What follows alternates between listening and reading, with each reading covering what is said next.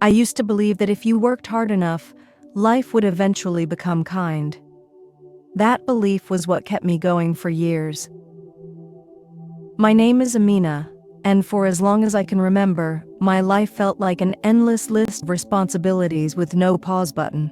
I woke up tired, I went to sleep tired, and somewhere in between I pretended that everything was fine. From the outside we looked like a normal family. A husband with a stable office job, a small but decent apartment, a smiling 6-year-old boy named Eli who believed his parents were superheroes. But behind the smiles, behind the "I'm okay" responses, there was a quiet exhaustion that never left my bones. My husband Daniel used to be different. When we first married, he laughed easily. He listened when I spoke. He held my hand like he was afraid to lose it. Back then, even when money was tight, love felt rich. But slowly, so slowly I didn't notice at first, something changed. Daniel started coming home later. His phone was always face down. His mind was always somewhere else. Whenever I asked how his day was, he'd sigh and say, "Work stress, you wouldn't understand." And I believed him. Because that's what women like me do. We shrink our own feelings to make space for other people's excuses. The weight I never spoke about. I worked part-time at a local store. The hours were long, the pay was small, and my feet ached every night. But I smiled for customers because smiling was cheaper than complaining. Every paycheck had an assignment before it even reached my hands. Rent, groceries, school supplies, electricity. There was never anything left for me. Sometimes I stood in the kitchen late at night staring at the fridge, calculating meals in my head. If Eli wanted seconds, I told him I wasn't hungry. If Daniel wanted something extra, I told myself I could wait. I learned how to be invisible in my own life. And still, I never complained. Because I thought this was love. The silent distance between us. Daniel stopped asking about Eli's day. He stopped noticing when I cut my hair. He stopped seeing me. Our conversations became practical, cold, mechanical. Did you pay the bill? What's for dinner? I'm tired. Some nights, he slept with his back turned to me, his phone glowing softly under the blanket. I told myself it was work emails, deadlines, pressure. I didn't want to imagine anything else. Because imagining would mean accepting that the life I was fighting so hard for might already be slipping away. The prayers I never said out loud. Every night after Eli fell asleep, I sat quietly by the window. The city lights flickered like distant stars. And I prayed, not loudly, not dramatically, but desperately. God, I don't need to be rich. I don't need luxury. I just need relief. I just need peace. I prayed for my marriage. I prayed for my son's future. I prayed for strength to wake up and do it all again. Some nights I cried silently so no one would hear. Other nights, I felt completely numb. And that morning, the morning everything changed, I woke up feeling the same familiar heaviness. Nothing special. No signs. No hope. The decision that meant nothing, or everything. After dropping Eli at school, I stopped by the convenience store. It wasn't planned. I stood at the counter counting coins, embarrassed by how little I had. The cashier looked bored, chewing gum, scrolling on her phone. "Want a lottery ticket?" she asked casually. I almost laughed. Lottery tickets were for people who believed in luck. I believed in struggle. But something quiet and strange, made me say yes. I paid, took the ticket, stuffed it into my purse without even looking at it. It meant nothing to me. Or so I thought.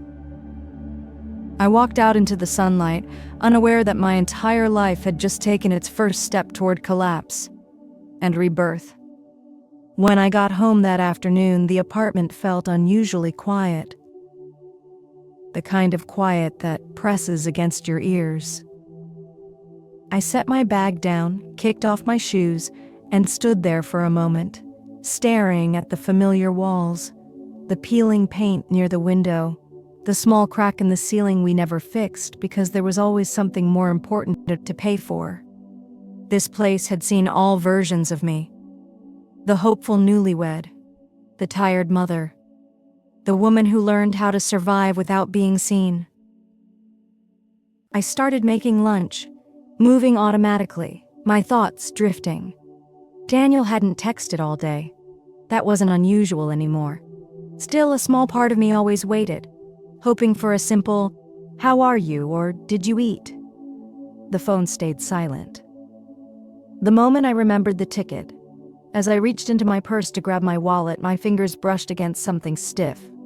Paper. I paused. The lottery ticket. I pulled it out slowly, staring at it like it belonged to someone else. I almost laughed again. It felt ridiculous, like a childish fantasy in the middle of a very adult struggle. I set it on the table and walked away. Something told me not to check it. Hope can be dangerous when you're already tired. I washed dishes, folded laundry, swept the floor. Time passed. And still the ticket sat there, silent, unmoving, like it was waiting for me. Scratching without expectation. Later, after Eli came home and settled in with his crayons, I finally sat down. I picked up a coin from the counter and scratched the ticket slowly. Not because I believed, but because I had nothing to lose. The first number matched. I frowned. Coincidence, I thought. The second number matched. My heart skipped. I checked the ticket again, then again. The third number matched. My hands started to shake. No, I whispered. I stood up so fast my chair fell backward. Eli looked up, confused. "Mommy?" I didn't answer.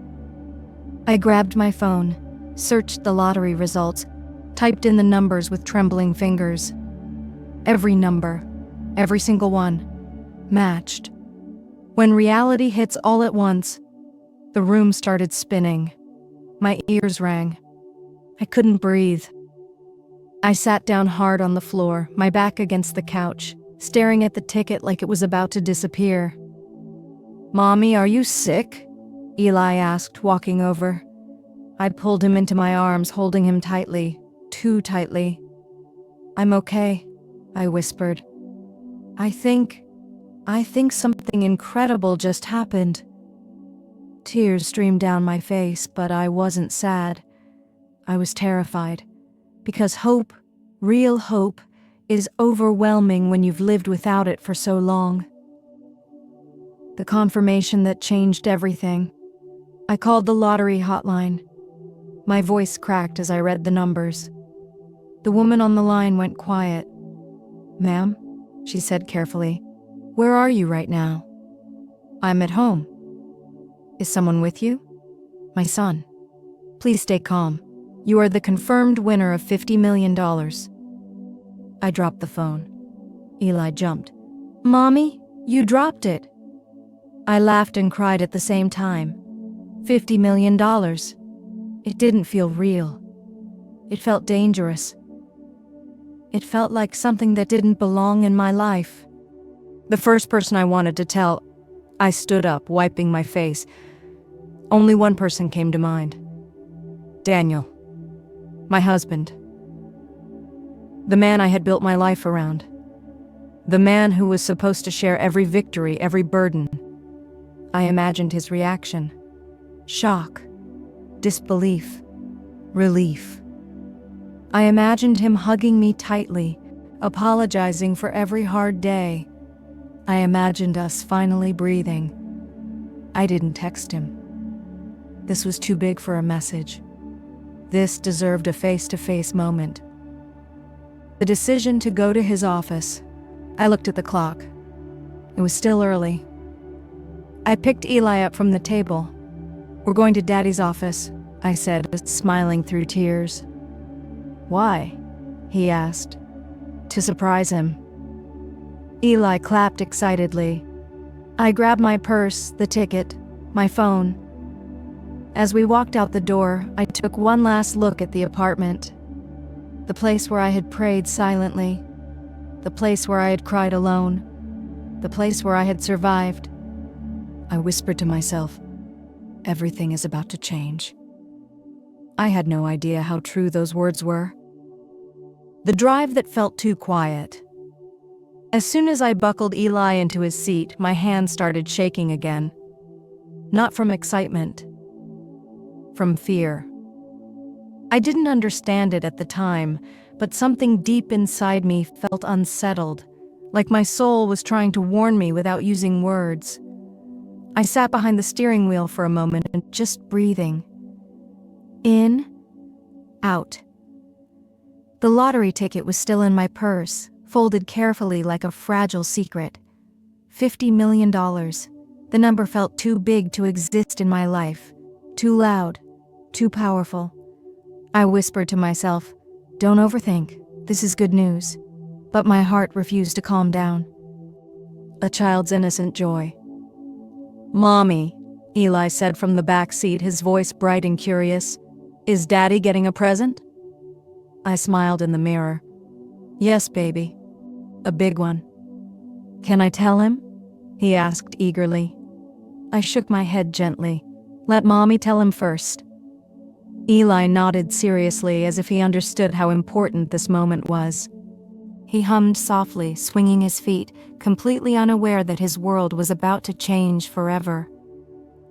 I watched him in the mirror and felt a surge of determination. Whatever happens, I thought, I will protect him. Memories that would not stay silent. As the car moved through traffic, memories began to surface. Uninvited. Uncomfortable. The nights Daniel came home late and smelled unfamiliar. The times he smiled at his phone but barely looked at me. The way he started guarding his privacy like a treasure. I shook my head, trying to push those thoughts away. "No," I whispered. "Not today. Today was about joy. Today was about hope." Still, the road felt longer than usual, as if the city itself was stretching time. The parking lot that felt wrong. When we finally reached Daniel's office building, my foot hovered over the brake. Something wasn't right. The parking lot was nearly empty. At 3 in the afternoon. Usually this place was crowded, employees rushing in and out, engines humming, phones ringing. But that day, silence. "Mommy," Eli said softly, sensing my hesitation. "Where is everyone?" "I don't know," I replied honestly. I parked anyway, because turning back felt impossible. The building that felt cold. The moment we stepped inside, a chill ran down my spine. The receptionist desk was empty. The lights were dimmer than usual. My heels echoed too loudly against the floor. Eli squeezed my hand. "Is Daddy sick?" he asked. "No, baby," I said, forcing calm into my voice. "He's just working." But even as I said it, I didn't believe myself. The elevator ride. The elevator doors closed slowly, trapping us inside. The ride up felt endless. Each floor passed with a quiet ding like a countdown. I stared at my reflection in the mirrored wall. I looked older than I felt. Tired, worn, but my eyes held something new. Hope and fear. The doors finally opened. The first sound. Before we even reached Daniel's office, I heard it. Laughter. Not professional, not polite, intimate. I stopped walking. Eli bumped into me. "Mommy?" "Stay close," I whispered.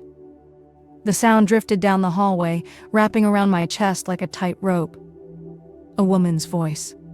Soft, playful. Then a man's voice. Daniel's voice. Not tired, not stressed, alive. My heart began pounding so hard I thought Eli might hear it. The door that stood half open. We stopped outside Daniel's office. The door was slightly open. I could see shadows moving inside. I could hear breathing, words. And then the sentence that broke something deep inside me. She wouldn't come here. She's too busy just trying to survive. Daniel's voice, laughing. I felt the air leave my lungs. My hand tightened around Eli's. In that moment, I understood something painful and irreversible. The miracle I thought I was bringing was arriving too late. The door I can never unopen. For a few seconds, I couldn't move. My hand rested on the door handle, but my body refused to obey me. It felt like my soul had stepped out of me and was standing somewhere else, watching this moment from a distance. Behind that door was my husband. Behind that door was the truth. And once you see the truth, you can never unsee it. Eli tugged at my hand gently. "Mommy," he whispered. His voice broke the spell. I took a deep breath, and I pushed the door open. The scene that shattered me. The room went silent instantly. Daniel was standing too close to a woman. Too close to be innocent. Her name was Lena. I recognized her immediately. I had seen her photo before, on Daniel's phone, saved under work group.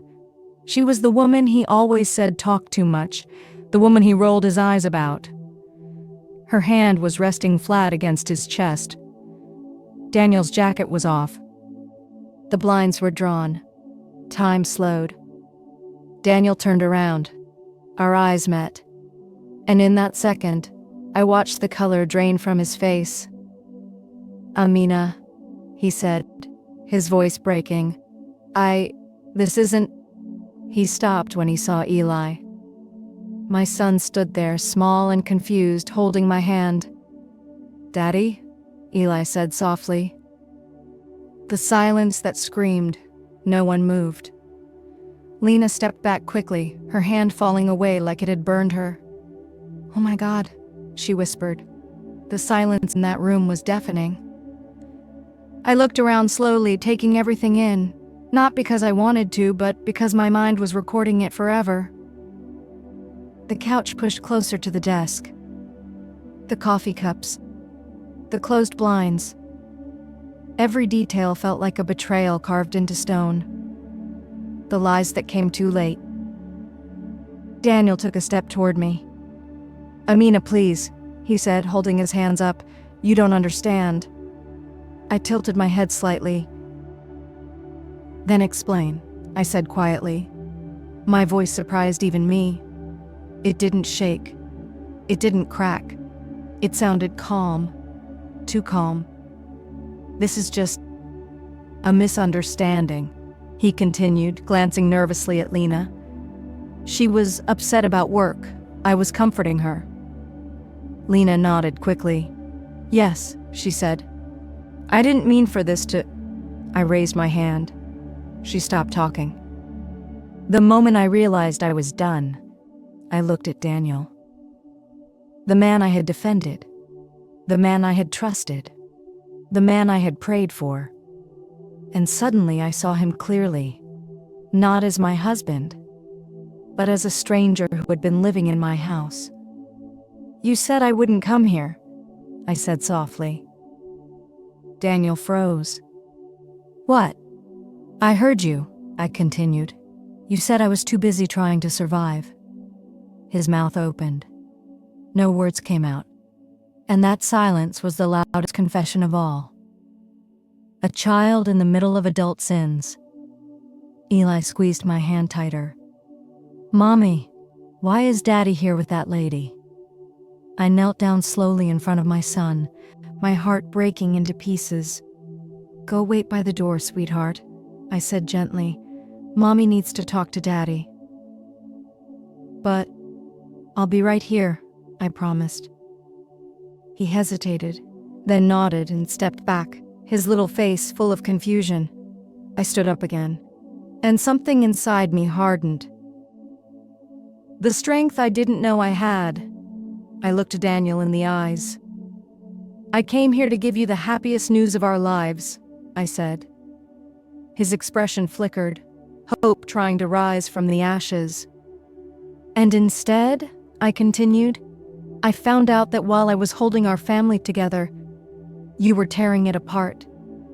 Amina, he whispered. Reaching for me, I stepped back. Don't touch me. My voice was steady, final. The beginning of the end. For the first time, Daniel looked afraid.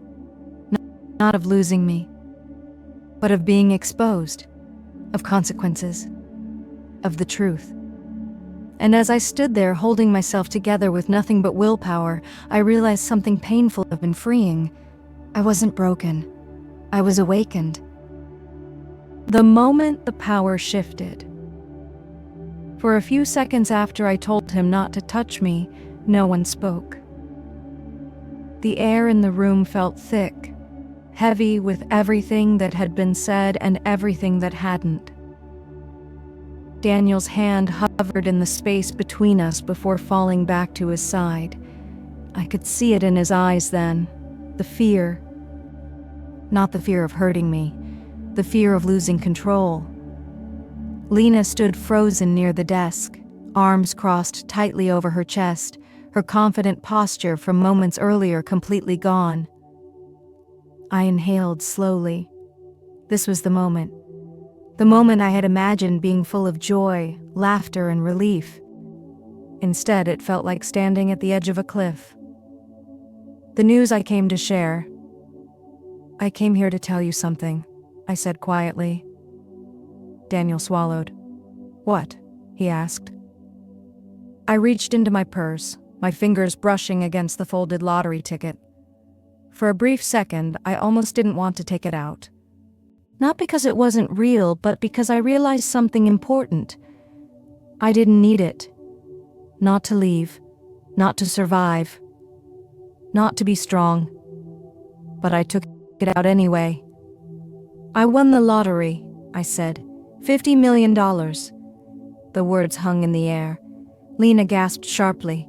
Daniel blinked once. Twice. What? What did you say? He whispered. The reaction that told me everything. I showed him my phone. The confirmation, the numbers, the official message. Daniel stared at the screen. And then I saw it. Not relief. Not joy. But calculation. His posture changed. His breathing slowed. His panic turned into something else entirely. Amina, he said softly, stepping closer. Listen to me. I didn't move. This is incredible, he continued. This changes everything. Yes, I thought. It does. Just not the way you think. When apologies become strategy, Daniel reached for my hand again.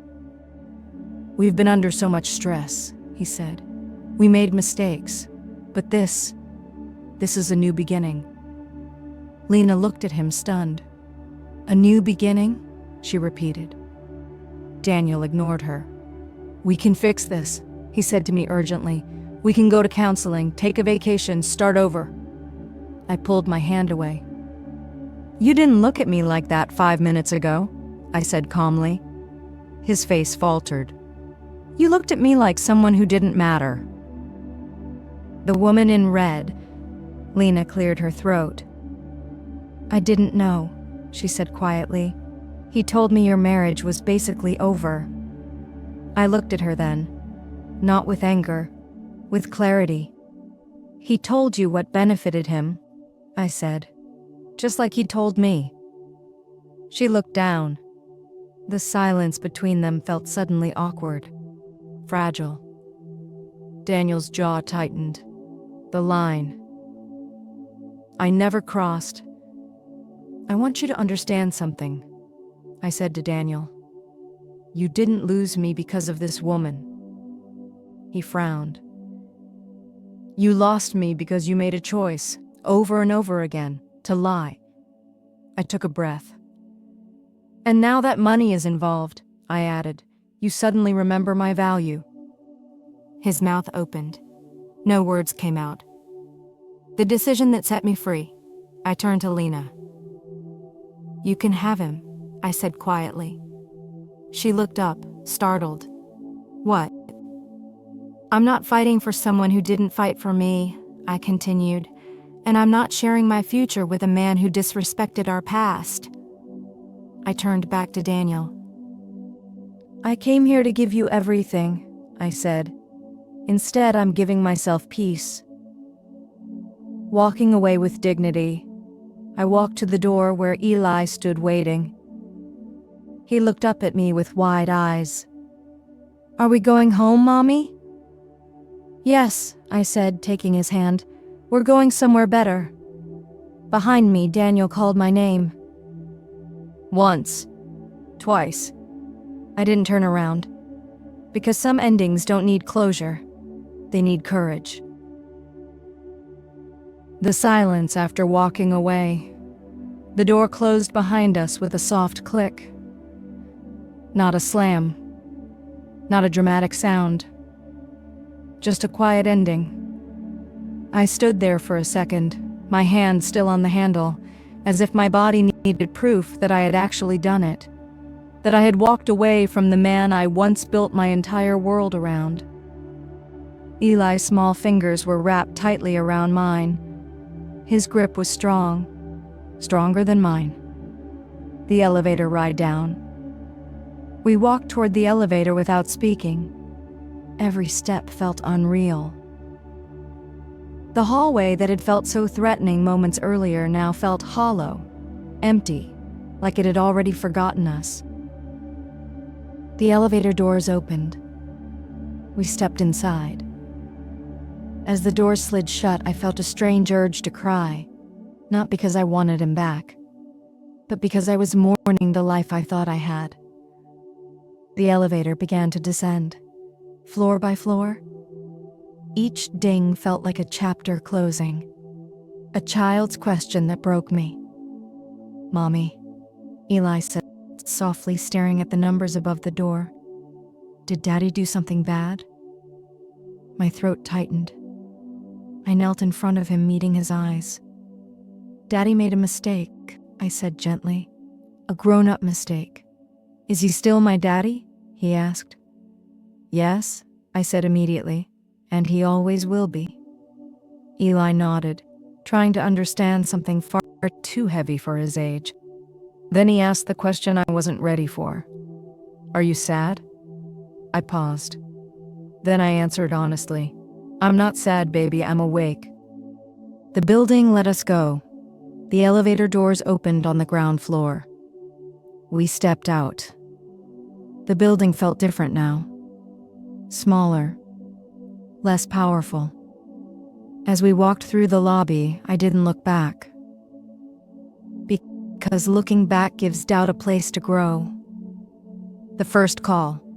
My phone vibrated as soon as we reached the car. Daniel. I stared at the screen. I didn't answer. Then again. And again. Texts followed. Please talk to me. This isn't what you think. Think about Eli. We can fix this. I turned the phone face down. Some conversations happened too late. The drive home.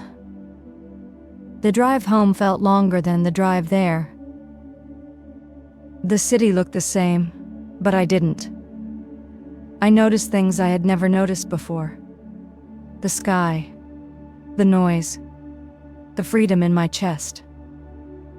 Eli fell asleep in the back seat, his head tilted to the side, his face peaceful. I glanced at him and felt a wave of emotion crash into me. I had walked away not just for me, but for him. The apartment that no longer fit. When we got home, I carried Eli inside and laid him gently on the couch. I stood in the living room looking around. This apartment had been my battlefield. Every prayer whispered here, every tear hidden here, every sacrifice made here. And suddenly it felt too small, not physically, emotionally. The night of 1,000 messages. That night my phone didn't stop vibrating. Daniel called. He cried. He apologized. He promised. He even blamed me. "You've been distant." I felt alone. I didn't mean for this to happen. I listened to none of it. Because explanations don't erase choices. The realization that settled in. As Eli slept beside me, I finally allowed myself to feel. Not rage, not hatred, but clarity. Money didn't make me brave. Truth did. And as I closed my eyes that night, one thought echoed in my mind. Some blessings don't arrive to give you more. They arrive to take something away. The days that taught me who I was. The morning after everything happened, I woke up before the sun. For the first time in years, my chest didn't feel heavy. It felt quiet. Not peaceful, not yet, but quiet in a way that told me something inside me had finally stopped fighting. I lay there listening to Eli breathe beside me, slow and steady, his small hand curled near his face. Watching him sleep reminded me why I hadn't broken the day before. Some women fall apart in silence. Others become still. I had become still. The first decision. I didn't call Daniel. I didn't text him. Instead, I made breakfast. I packed Eli's lunch. I walked him to school like it was an ordinary day. Because strength doesn't always look dramatic. Sometimes it looks like continuing anyway. When I kissed Eli goodbye, he wrapped his arms around my neck tighter than usual. "Mommy," he whispered. "Are we okay?" I smiled softly. "We are more than okay," I said. "We're safe." And for the first time, I meant it. The call that changed everything. Later that morning, I made another call. A lawyer. My hands didn't shake this time. I explained everything calmly. My marriage, the betrayal, the lottery win. There was a pause on the other end of the line. "Do not move any money," the lawyer said carefully. "And do not speak to your husband without legal guidance." I nodded, even though she couldn't see me. This wasn't revenge. This was protection. Daniel's voice, different now. Daniel finally stopped texting and called instead. I let it ring. Then I answered. "Amina," he said immediately, his voice cracked and desperate. "Please, let me explain." "I understand enough," I replied. "You're throwing everything away," he said. "Our family, our future." I closed my eyes. "No," I said calmly, "I'm choosing it." Silence. Then anger. "So that's it?" he snapped. "You think you're better than me now?" There it was. Not guilt. Not love. Entitlement. I hung up. The first night alone. That night after Eli fell asleep, I sat at the kitchen table alone. No phone buzzing. No tension in the air. Just silence. And in that silence I cried. Not because I missed Daniel, but because I finally grieved the woman I used to be. The woman who begged quietly, waited patiently, and blamed herself for someone else's cruelty. I whispered goodbye to her. The letter. I never sent. I wrote Daniel a letter. Not to send, but to release. I wrote about the nights I waited, the sacrifices he never noticed, the love I gave freely and the respect I never received. Then I folded the paper and tore it in half. Some words don't need to be heard, they just need to be let go. A child's unexpected wisdom. A few days later, Eli sat beside me on the couch. "Mommy," he said thoughtfully, "you smile more now." I looked at him surprised. "Do I?" He nodded. "You don't look tired inside anymore." I felt tears rise in my eyes. Children see what adults miss. The real win. People think the money changed me. It didn't. What changed me was this. I stopped asking why I wasn't enough, and started asking why I stayed. And as the days passed, something new began to grow. Not excitement, not revenge, but something far more powerful. Self-respect. The truth that spoke for itself. The courtroom was colder than I expected. Not because of the air, but because of the memories. I sat quietly on one side, my hands folded in my lap, listening as lawyers spoke in measured tones about a life that had once been full of love, promises, and shared dreams. Daniel sat across from me. He looked different, smaller. Not because he had lost weight, but because he had lost control. For the first time, he wasn't the one deciding how the story would go. When excuses meet facts, Daniel tried. He really did. He spoke about stress, about pressure, about how one mistake shouldn't erase years of marriage. But the judge listened carefully. Then she asked one simple question. "Did you violate your marriage vows?" Daniel hesitated. That hesitation was louder than any confession. "Yes," he said quietly. The moment justice felt quiet. The ruling was calm, fair, firm. The winnings were mine. Not because of revenge, but because truth was documented, dated, and undeniable. I didn't smile. I didn't celebrate. I simply breathed. Because justice doesn't need applause. It needs acceptance. The conversation that finally ended it. Outside the courthouse, Daniel stopped me. "Amina," he said, his voice tired. "I never thought you'd actually leave." I looked at him. "And that," I said gently, "is the problem." He swallowed. "I loved you," he said. I nodded. "I know, but you loved yourself more." There was nothing else to say. Building a life, not escaping one. Months passed. I bought a modest home, not extravagant, but warm, filled with light, with laughter. I invested carefully. I gave generously. I built something meaningful, not to prove anything, but because peace had become my priority. The moment that made it all worth it. One night, and as I tucked Eli into bed, he looked up at me and asked, "Mommy, are we happy now?" I kissed his forehead. "Yes, baby," I said. "We are." And in that moment, I realized something profound. I didn't win the lottery. I won my life back. Final message. Sometimes blessings come disguised as endings. Sometimes the door you're afraid to open is the one leading you out. And sometimes walking away is the bravest thing you'll ever do.